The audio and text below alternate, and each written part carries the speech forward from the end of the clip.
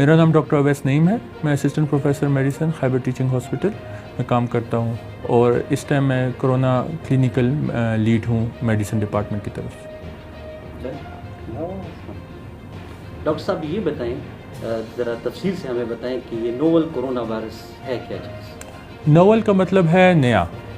یہ corona virus کو یہ نہیں کہ پہلے ہمارے پاس تھا نہیں, یہ اس سے پہلے بھی زیادہ تر جو زکام, اس میں سے 25 سے 30% زکام جو ہوتا تھا وہ کرونا کی وجہ سے ہی ہوتا تھا, کرونا کی فیملی کی وجہ سے. اب اس وائرس کی فیملی میں سے ایک وائرس میں تبدیلی آئی, یا اس کو ہم کہتے ہیں میوٹیشن آئی, اور وہ اب اس کو ناول وہ نیا بن گیا جس کی انفیکٹیوٹی یا انسان کو بیماری پہنچانے کی صلاحیت بڑھ گئی ہے کمپیئر ٹو وہ جو اس سے پہلے تھے. تو آسان الفاظوں میں پرانا وائرس ہی ہے, پر اب اس کے اندر میوٹیشن یا تبدیلی آ گئی ہے جس کی وجہ سے وہ تھوڑا زیادہ نقصان دہ ہو گیا ہے. کورونا وائرس پھیلتا کیسے ہے اور اتنی تیزی سے یہ کیوں پھیلتا ہے؟ اچھا, پھیلنے کے لیے اس کی مثال میں اکثر زکام کی دیتا ہوں. آپ نے اگر دیکھا ہو کہ آپ کے گھر میں اگر ایک بندے کو زکام ہو جائے تو اکثر وہ زکام آپ کے گھر میں باقی لوگوں کو بھی لگ جاتا ہے. ٹھیک ہے, اب وہ زکام, اس کے لیے ہم اکثر ایک کوفیشنٹ یوز کرتے ہیں جس کو RO کہتے ہیں, کہ ایک بندے سے دوسرے بندے کے لگنے کی صلاحیت ایک بیماری کی. تو زکام کی صلاحیت ایک بندے سے دوسرے بندے کے لگنے کی 1.5 سے 2 تک ہے. جب آپ کرونا کی بات کریں تو اس کو ایک بندے سے دوسرے بندے کی اس کی لگنے کی صلاحیت 4 سے 5 تک ہے. مطلب ایک زکام کے مقابلے میں یہ دو گنا زیادہ تیزی سے پھیلتا ہے. پھیلتا یہ آپ کے ہاتھوں سے, زیادہ تر جو یہ ہے کہ یہ آپ کے ہاتھوں سے, جب آپ اپنے ہاتھ آپ کے گندے ہوں یا وہ وائرس ہاتھ پہ ہو تو جب آپ اپنے ناک, آنکھ یا منہ کو لگائیں گے تو وہاں سے, یا پھر ڈراپلیٹ انفیکشنز, مطلب جب ہم بات کرتے ہیں تو ہوا میں جب یہ وائرس جاتا ہے تو اس سے آپ کی سانسوں کی نالی میں چلا جاتا ہے اور آپ کو لگنے کے امکان بڑھ جاتے ہیں. اس سے جب بندہ بیمار ہو جاتا ہے یا متاثر ہو جاتا ہے تو اس کی کا مدت کتنا ہے اور اس کے علامات کیا ہیں کووڈ-19 یا کورونا وائرس کی؟ دیکھ, علامات جو ہیں 50 سے 60% لوگوں میں شاید کوئی علامات ہی نہ ہو, پر جو کامن علامات کرونا کے ہیں اس میں بخار, خشک کھانسی, جسم میں درد ہونا یا سانس کی تکلیف ہونا, یہ کامن علامات ہیں. اس کے علاوہ آپ کو پیٹ کی تکلیف جیسے دست, الٹی آنا, آپ کے منہ کا ذائقہ خراب ہو جانا, یہ ساری علامات کرونا میں آتے ہیں.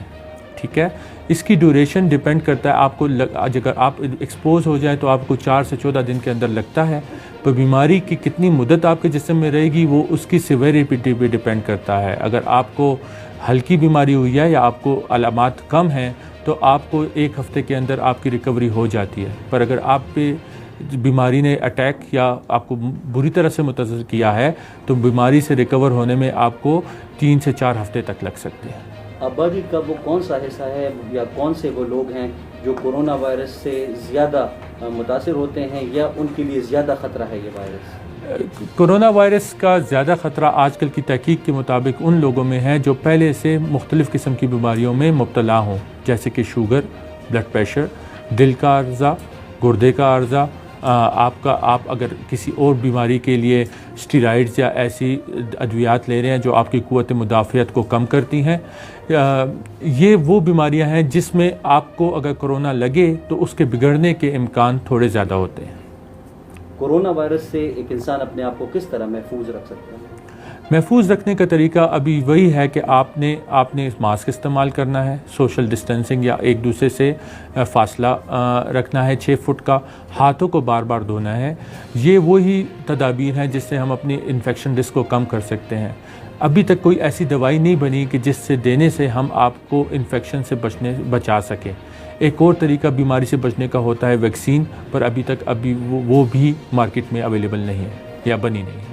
یہ سوشل ڈسٹینسنگ ہے کیا چیز اور کس طرح سے مددگار ثابت ہو سکتی ہے کورونا وائرس سے بچنے کے لیے؟ سوشل ڈسٹینسنگ یہ ہوتا ہے کہ آپ 2 بندے اپنے بیچ میں ایک فاصلہ رکھتے ہیں, کیونکہ یہ وائرس ہوا میں بھی پھیلتا ہے. جب آپ باتیں کرتے ہیں تو آپ کے منہ سے ذرات نکلتے ہیں, وہ ذرات ایک خاص ڈسٹینس تک کیری کرتے ہیں. جب آپ اس کو انہیل کریں یا آپ سانس لیں تو آپ کے سانس کی نالی میں جاتے ہیں. تحقیق یہ کہتی ہے کہ اگر آپ 2 بندے آپس میں 6 فٹ کا فاصلہ رکھیں تو ان ذرات کی منتقلی اور کافی حد تک کم ہو جاتی ہے, اور اس میں اور بھی کمی آ سکتی ہے کہ اگر دونوں بندوں نے ماسک پہنے ہوں. تو ماسک اور فاصلہ وہ ذرات جو ہوا میں سے آپ کو ٹرانسفر ہوتے ہیں ان کے ٹرانسفر ہونے کی امکانات کو کم کر دیتے ہیں. ویسے وہ لوگ جو اس سے زیادہ خطرہ ان کو لاحق ہے وہ سوشل ڈسٹینسنگ بھی کرتے ہیں, گھر پہ بھی رہتے ہیں, ان لوگوں کے لیے یہ کیوں ضروری ہے جن کو ہائی رسک نہیں ہے, جن کو زیادہ خطرہ نہیں ہے اس وائرس؟ جی, خطرہ ہائی رسک کیٹیگری وہ رسک ہے کہ جن میں ہمیں ہماری تحقیق یہ کہتی ہے کہ ان لوگوں میں یہ بیماری زیادہ بری ہو سکتی ہے. لازمی نہیں کہ ان میں بھی ہو, پر ان لوگوں میں بیماری بگڑنے کے چانس زیادہ ہوتے ہیں.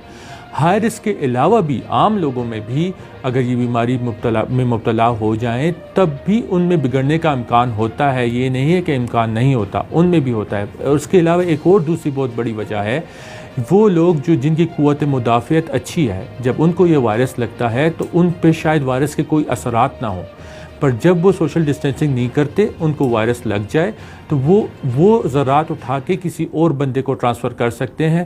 تو ایسے لوگوں سے اور لوگوں کو زیادہ خطرہ ہوتا ہے. شاید وائرس ان کے لیے اپنا اتنا خطرناک نہ ہو. ہاتھ دھونے کے عمل کے حوالے سے بتائیں کہ کس طرح سے ہم دھو سکتے ہیں اور کیا اس کے لیے عمل ہے پورا؟ عمل تو یہ ہے کہ آپ کو ہاتھ اپنے 20 سیکنڈ تک دھونے ہیں, ٹھیک ہے, اور صابن کے ساتھ دھونے ہیں پانی استعمال کر کے. 20 سیکنڈ کا عمل آج کل اگر سب سے آسان بات یہ ہے کہ ہم سب کے پاس موبائلز ہیں. یوٹیوب پہ جائیں اور ہینڈ واشنگ کی پراپر ٹیکنیک جس میں آپ کے ہاتھ کا کوئی بھی حصہ جو ہو وہ صابن کے اثر سے یا پانی سے رہ نہ جائے, اس کو ہم سارے فالو کر سکتے ہیں آسانی سے. آج کل لوگ اینٹی بیکٹیریل ہینڈ سوپ اور دیگر خرید رہے ہیں, کون سا صحیح صابن ہے جس سے کرونا وائرس سے بچا جا سکے؟ جی, کوئی بھی صابن ہو جس سے آپ ہاتھ دھوئیں اور 20 سیکنڈ تک دھوئیں, وہ آپ کے لیے بہتر ہے. اگر کسی میں کووڈ-19 کے علامات ظاہر ہو جائیں تو اس کو کیا کرنا چاہیے فوری طور پر؟ کووڈ-19 کے علامات اگر کسی میں ظاہر ہو جائیں تو سب سے پہلے تو وہ اپنے آپ کو ایک علیحدہ کمرے میں رکھ لے یا ایسی جگہ پہ رکھ لے جہاں لوگوں سے اس کا تعلق کم ہو, پھر اس ملاقات کم ہو تاکہ اس سے کسی اور کو یہ چیز نہ پھیلے. اگر